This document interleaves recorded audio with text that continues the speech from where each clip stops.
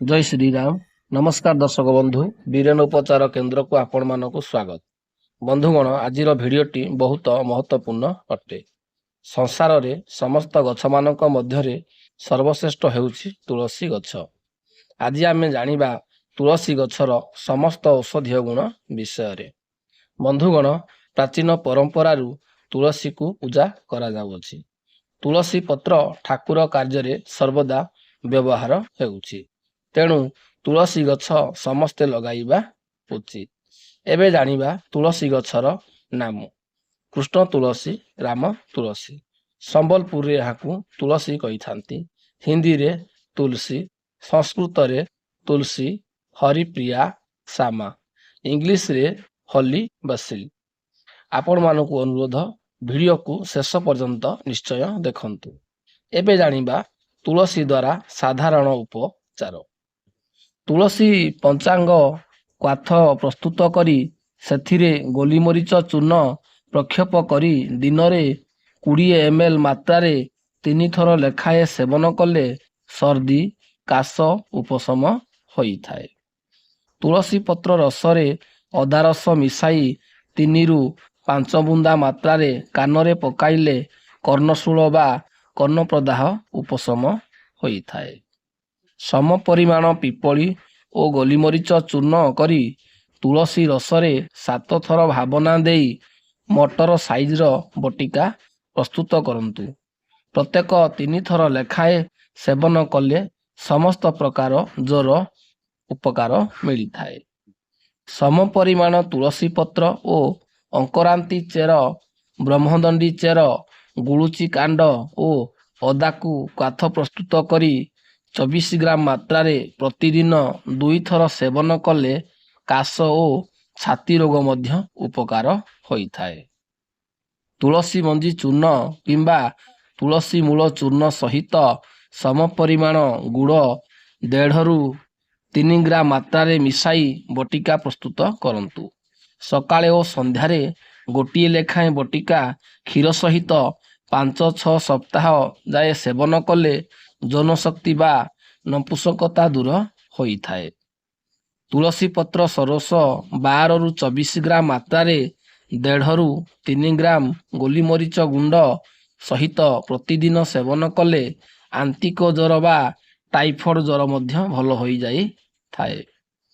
तुलसी पत्र रस 10 ml सहित महू 5 ml मिसाई प्रतिदिन खाइले 2 थर लेखाए काश ज्वर भल होई थाए। तुलसीर पंचांग सरस 10 ml सहित 5 ml महू मिसाई प्रतिदिन 2 थर खाइले काश भल होई जाई थाए। तुलसी मंजी 2 ग्राम सहित महू 5 ml मिसाई प्रतिदिन खाइले काश भल होई थाए। तुलसी शुंठी समभाव चूर्ण सहित 5 ग्राम मात्र पियाज रस सहित दिन को 2 थर खाइले काश भल होई थाए। तुलसी पत्र रस 10 ml सहित बासंग पत्र रस 10 ml मिसाई दिन को 2 थर खाइले काश मध्य भल होई थाए। तुलसी पत्र रस 10 ml, अदा रस 5 ml, महू मिसाई 2 थर दिन को खाइले मलेरिया ज्वर मध्य भल होई थाए। तुलसी पत्र 5 ग्राम और गोलीमरीच 4टी एवं गोटिए पिपली चिकण करी बाटी 12 ग्राम मिश्री सहित प्रतिदिन 2 थर लेखाएं सेवन कले थंडा ज्वर भल होई थाए। तुलसी पत्र शुंठी गोलीमरीच क्वाथ प्रस्तुत करी प्रतिदिन 4 चामच मात्रा 2 थर सेवन कले ज्वर भल होई थाए। सम परिमाण तुलसी पत्र शुंठी जुआणी चूर्ण करी 5 ग्राम मात्रा महू सहित प्रतिदिन 2 थर सेवन कले बात श्लेषिक ज्वर भल होई थाए। तुलसी पत्र रस 5 ml, महू 5 ml मिसाई प्रतिदिन 3 थर सेवन कले बांती मध्य भल होई थाए। तुलसी पत्र सहित लुण मिसाई प्रत्यह प्रलेप देले जादू मध्य भल होई थाए। तुलसी पत्र रस 5 ରୁ 10 मिली ମାତ୍ରାରେ ସମ ପରିମାଣ ମହୁ ମିଶାଇ ସେବନ କଲେ ହିକା ରୋଗ ମଧ୍ୟ ଭଲ ହୋଇଥାଏ।